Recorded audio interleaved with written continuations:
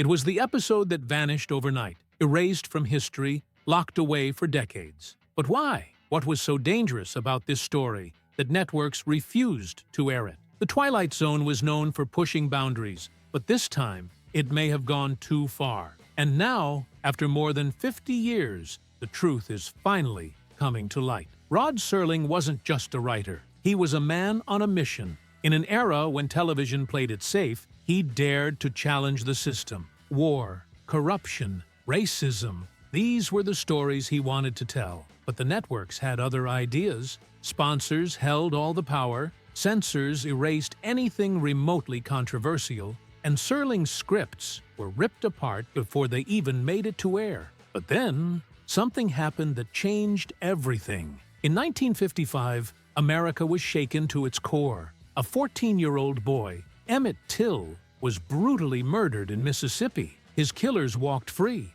and the country was outraged. Serling knew this story had to be told. He wrote a script, raw, real, and unflinching. But before it could reach audiences, it was butchered. The setting was moved, the victim's identity erased, the message watered down until it was meaningless. It was a wake-up call. Serling realized he couldn't fight the system head-on. He had to outsmart it. If reality was off-limits, he would hide his truth in fantasy. And that's how the Twilight Zone was born. A place where the impossible became real, where time bent and monsters lurked, not just in the shadows, but in the hearts of men. These weren't just eerie tales. They were hidden truths. A street where paranoia turned neighbors against each other. A world where beauty was dictated by society's cruelest standards. A man lost in space, questioning whether Earth ever existed. Serling's genius lay in his ability to cloak hard-hitting social commentary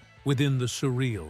No one could stop him now. And he found the perfect messengers for his stories. Actors who could bring these chilling, thought-provoking tales to life. William Shatner left audiences breathless in Nightmare at 20,000 feet. His terror so raw, it still haunts pop culture today. George Takei's performance in The Encounter was so intense, the episode itself was buried. Robert Redford, before becoming a Hollywood icon, played a quiet soldier in Nothing in the Dark, proving that even death itself could be gentle. Then there was Burgess Meredith, the man who delivered one of television's most heartbreaking moments. In Time Enough at Last, he played a lonely book lover who survives the end of the world, only to watch his dreams shatter, literally, when his glasses break. It was cruel, it was devastating, and it was a lesson. Sometimes, getting everything you want doesn't mean happiness. The Twilight Zone didn't just entertain,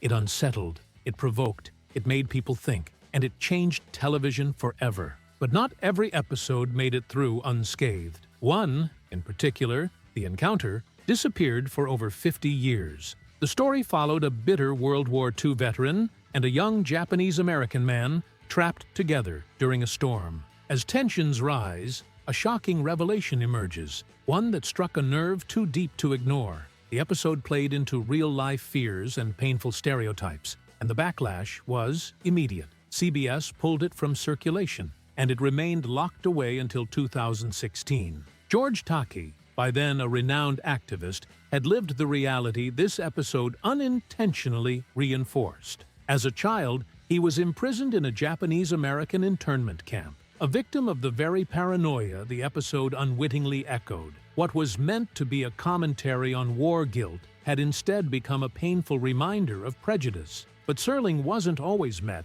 with resistance. In 1960, he made history with The Big Tall Wish. It wasn't just another Twilight Zone episode. It was revolutionary. It featured an almost entirely black cast, not in a story about race, but in a simple, universal tale of hope and regret. In an era where black actors were rarely given meaningful roles, this was groundbreaking. No lectures, no stereotypes, just people with dreams and struggles like anyone else. The impact was undeniable, even if reactions were mixed. The Twilight Zone wasn't just a show, it was a reckoning. It didn't just tell stories, it held up a mirror. Fear of the unknown, fear of authority, fear of losing control. These weren't just science fiction nightmares. They were reflections of the world we live in. And despite network interference, Despite episodes being buried, The Twilight Zone refused to fade away. It won Emmys, Hugo Awards, and most importantly, it left a legacy that still shapes television today. Shows like Black Mirror and American Horror Story continue Serling's tradition, using the strange and the surreal to reveal society's darkest truths. Even now, decades later, those eerie twists, those unsettling endings, still haunt us. A simple power outage turns neighbors into enemies. A child with godlike powers holds an entire town hostage. A man, finally free to read, watches his world crumble in an instant. These aren't just stories, they are warnings. And now, as the buried episodes resurface, as the lost stories are finally told, one question remains. What else was hidden in the Twilight Zone? What truths were deemed too dangerous, too unsettling to see the light of day? Because if there's one thing Serling proved, it's this. Sometimes, the most terrifying monsters aren't the ones we imagine. They're the ones we refuse to face. As Hollywood continues to evolve, its ability to spark conversations and challenge societal norms remains unmatched. What seemed groundbreaking decades ago still holds relevance today, and every twist and turn in the industry tells a deeper story about our world. But beneath the glitz and glamour, the industry has seen its fair share of struggles, revelations, and even eerie coincidences that make you wonder, was it all just fiction or something more? Take, for instance, the barrier-breaking moment when The Big Tall Wish aired. A young black boy cast as a lead in a time when television hesitated to embrace diversity. It wasn't just a story about magic, it was a revolution in representation. Some praised it, others recoiled. But one thing was clear, television would never be the same. Fast forward, and shows like Star Trek and I Spy cemented the idea that diverse casting wasn't an exception, but a necessity. Then there's the chilling brilliance of I Am the Night, Color Me Black, an episode that eerily mirrored real-life struggles, a town cloaked in endless darkness, growing thicker with every hateful thought. The message was clear. Hate doesn't just linger, it spreads. It was a direct reflection of the civil rights movement's tensions, forcing America to confront its demons in the most unsettling way possible. And what makes it even more haunting? That darkness never truly left. But Hollywood isn't just about societal reckonings. It has a way of weaving personal tragedy into its stories, sometimes in ways no one anticipates. The case of Paul Douglas is a heartbreaking example. Filming his final scenes in The Mighty Casey, his frail appearance was dismissed as a symptom of drinking, when in reality, he was suffering from a fatal heart attack. Just 2 days after wrapping, he was gone. Serling, unwilling to let the tragedy overshadow the story, paid out of pocket to reshoot the episode, leaving only a single shot of Douglas in the final cut, a quiet tribute to a life cut short. And then, there's Talkie Tina, a simple doll, or a vessel for something far more sinister?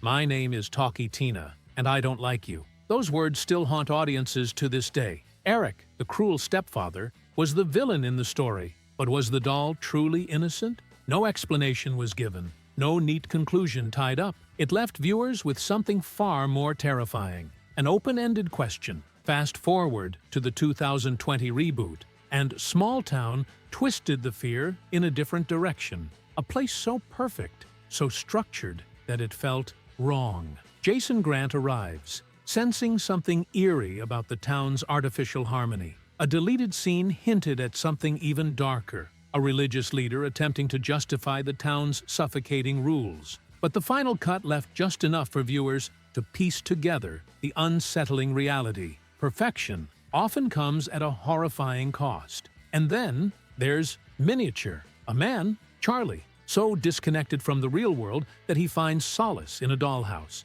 A woman, frozen in time, playing a tiny piano. No one else sees it. Is it delusion or a hidden reality only Charlie can perceive? The story never answers, only leaving us with one final eerie image. Charlie, now inside the dollhouse, part of a world he always believed was real. But Hollywood's greatest horror? Its ability to mirror reality in ways we never expect. The Monsters Are Due on Maple Street wasn't about aliens. It was about us, how fear turns neighbors into enemies. Because even now, decades later, his warnings still echo. And the question remains, are we really listening?